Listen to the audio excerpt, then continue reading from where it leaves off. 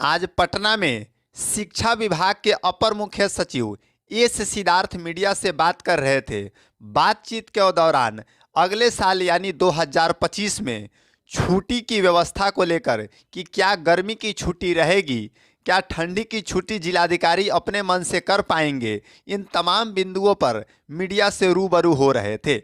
इसको लेकर के हम वीडियो में विस्तार से बात करेंगे। बहरहाल नमस्कार और प्रणाम स्वीकार करिए। आप बिहार विशेष न्यूज देख रहे हैं और हम हुए विशाल कुमार। आज पटना में शिक्षा विभाग के अपर मुख्य सचिव एस सिद्धार्थ मीडिया कर्मियों से बातचीत कर रहे थे।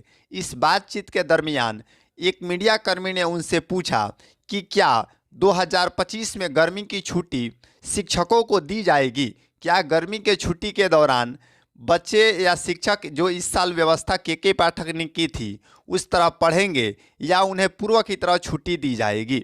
आगे जो है वो कहते हैं कि अभी ठंडा शुरू हुआ है, क्या इस वर्ष जो है स्कूलों में पूर्व की तरह ठंडा की छुट्टी रहेगी। ये तमाम बिंदुओं पर उन्होंने एक एक करके अपनी जवाब को रखा।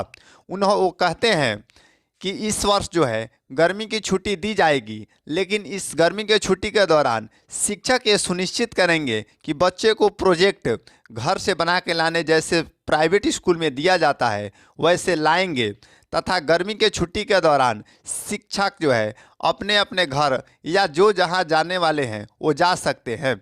जब ठंडी से जुड़ा हुआ सवाल पूछा गया तो वो कहते हैं कि बिहार में जो है लगभग 38 जिला है और सभी जगह का मौसम अलग अलग है।